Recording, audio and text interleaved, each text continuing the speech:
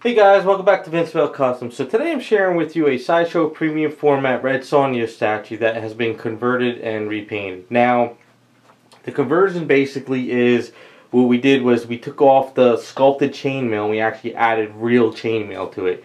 Now, the client who contacted me also contacted Warren from Warren Resin, who is the metal guy. He knows all about the metal work. And what they did is they found a chainmail website, and the client sent it to me, and then I ordered a sheet of this chainmail. Now, I'm not going to lie, it was a very difficult custom, even though you're just adding chainmail, and I'm going to kind of go over that. But the skin tone was repainted, the head and hair, but the rest of the boots, the base, and the gloves I never touched. It's just a matter of doing the skin tone and repainting the head and giving her bright red hair and just running with it. Now, just to give you guys a heads up, she may have a reflection in the video with the bright lights. The only reason why is because I had to give her a good clear coat protective finish for the chainmail. If I left it as is, like a normal paint up, the chainmail could actually scrape the paint. So what I did was I used a clear coat car finish paint out of a can, and then I dulled it down as much as I could. If I didn't do that, it would have scraped up the paint while I was trying to handle her and moving her and trying to get all this chainmail on. So it's kind of like, you know, we're going with a custom and we're using real metal onto this resin and paint. It's like, do we do a good protective finish to make sure nothing happens, or do we attach it and then we scrape it up, and then I got to try to work around the chainmail to touch up the skin? And it's just like, you know what, let's just go the safest route. It's the first time doing this, and I just kind of wanted to make sure I did it correctly. So, as you can see with the crotch area, the belt around the waist and the chainmail here, this was all taken off. I even sanded all this down around, and then I resculpted a new belt going around to kind of line up with this piece. And then I attached a real chainmail link here, and then I also attached a piece here. So as you can see, it does, you know, flop. You can see the booty. Same thing over here with the crotch area. It can come up, and you know, I had to kind of cut it all out. And the same thing with the breast area and all that stuff. We'll go up a little bit closer for you guys so you can see. Yes, there is some nipple action there. You can see it. I'm not going to pull up the breast, but I did resculpt it after I took down the chainmail that was sculpted here. So as you can see, you know, it does come up and it does, you know, flop and everything. So, now the only problem with the chainmail, as I learned working on this stuff, is it comes in a big sheet like this, you know, like a sheet that long, and go back a little bit further, and it's about like, you know, like really long. And the problem was, when you cut a square here, if you have the chainmail at a different angle or flipped with the links, it doesn't line up correctly. So what I had to do was, I had to cut the square and I had to line it up with the joints, you know, like the points here. Now, when I did that, the only other problem was, how am I going to attach it to here? And I also have to make sure, of course, I wasn't going to scrape it all up.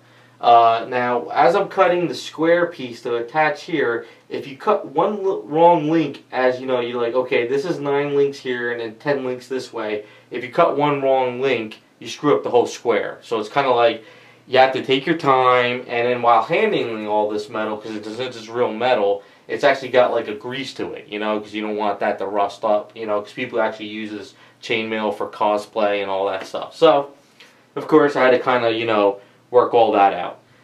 So, once I got all that done, and, you know, I was like, okay, how am I going to attach all these pieces? Because I'm like, I don't know how to really get all these pieces attached at the end, because I know the ideal thing was, can you make a real belt with a chainmail, and I don't really know all the sewing, I don't know what's going to work, what's not going to work, blah, blah, blah. So, I kind of just came up with an idea. At each point here, and over back here and over here, what I did was I drilled in the hole, and I attached a little nail sticking up to about where the piece would come.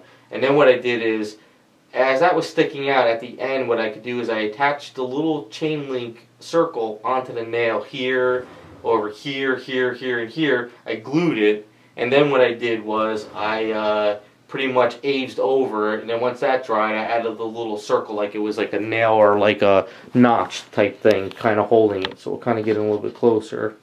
So as you can kind of see, and I just kind of had to run with it, because first time doing it, had to come up with the best way of attaching it.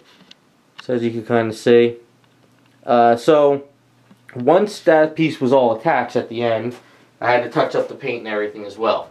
Now for this piece back here, what I had to do was actually drilled in a notch, like a really rectangular notch, and then what I did was I had a piece of metal going through the top of a piece over here, and then I tucked it into the statue and I glued it. And then once I glued it, at the end, I sculpted Aves over it. And I took my time, I made sure I didn't go too crazy, because I wanted to make sure I didn't mess up any of the skin tone. But plus, having the clear coat over the flesh tone and everything, it made, if you did make a mess, I could wipe it off. So it was kind of like, it was good to do what I did. Let's go this way a little bit. So, and then I sculpted on these little notches here like it's actually metal, like links holding this link chain and everything. And then that's pretty much how I got real chainmail onto the statue. So it wasn't easy. I'm not going to lie to you. It was just one of those things where kind of had to work it all out. And then I repainted the leg bracelets, all the stuff up there. Gave her a little extra bonus to the neck guard. Head is all repainted as well, but we're probably getting a nice glare on it. Nothing I can really do much. Let's hit the light up here. Get a different look to her.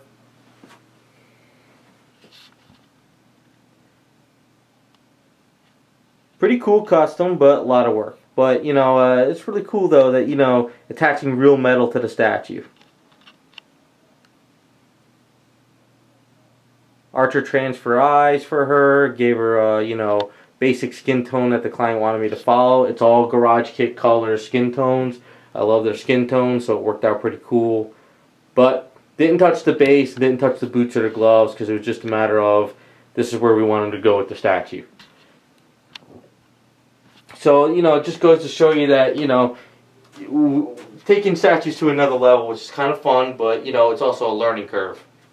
You know, there's a lot of claw statues, there's a lot of, you know, sometimes like metal bracelets, metal rings, but it's the first time I actually got to add metal chainmail to a statue. So it is possible, but you just got to kind of find the best way of doing it. Now, if I was a better, you know, if I knew a seamstress, or if I knew how to actually do like real leather straps with the piece and everything, it would work out. But the only problem is, would it fall? Would it flop? Would it stay? You know, I didn't really want to take that chance, so I just kind of did my best bet on the way of doing it. So that is Red Sonja with a real chainmail on her. Hopefully you guys like the way it came out.